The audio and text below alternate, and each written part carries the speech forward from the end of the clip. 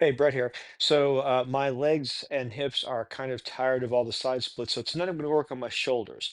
I'm going to go through the usual three poses I do when I'm working on my shoulders.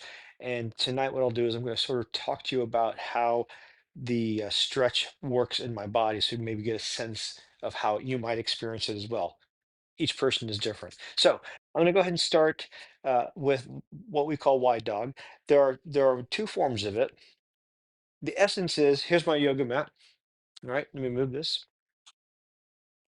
Here's my yoga mat. So I'm wider than the yoga mat. Now, can you go wider? Absolutely. So then you're in a wide and shallow dog. And here is form. And this is a great pose. I did it like this for a year and a half. Great hamstring stretch, but I'm not really getting anything up here. So this pose will almost always target the entire hamstrings, all the way up and down, and the calves.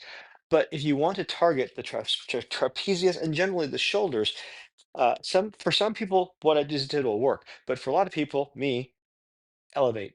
Now, when I do it this way, what'll happen is it's almost like my chest is expanding and then collapsing like this. And in fact, this pose with this has done a couple of things. It's fixed long-term injuries from the 80s on my body. So I have a particularly special love for this relationship. So I'm going to go ahead and get into it. Wide dog. Then I'm going to be here for 5 minutes and talk about getting out of it.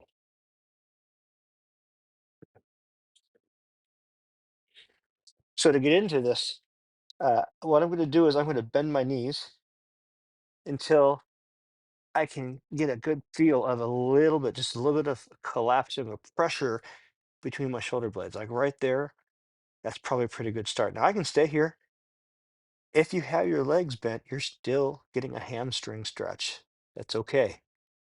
Or you can maybe maintain the shoulders, which I'm doing. In fact, they're getting even a little bit deeper as I slowly extend my legs as far as you feel is comfortable. Okay, now to come out of this, you don't want to use the muscles that have been stretching, which in my case, my hamstring, my back. So I'm going to drop my arm, which has been used a little bit, but it's pretty good. I'm going to drop my other arm, bend my knees, and you can do something like put your hands on your knees or something like that. But just once you're back into position, it's fine.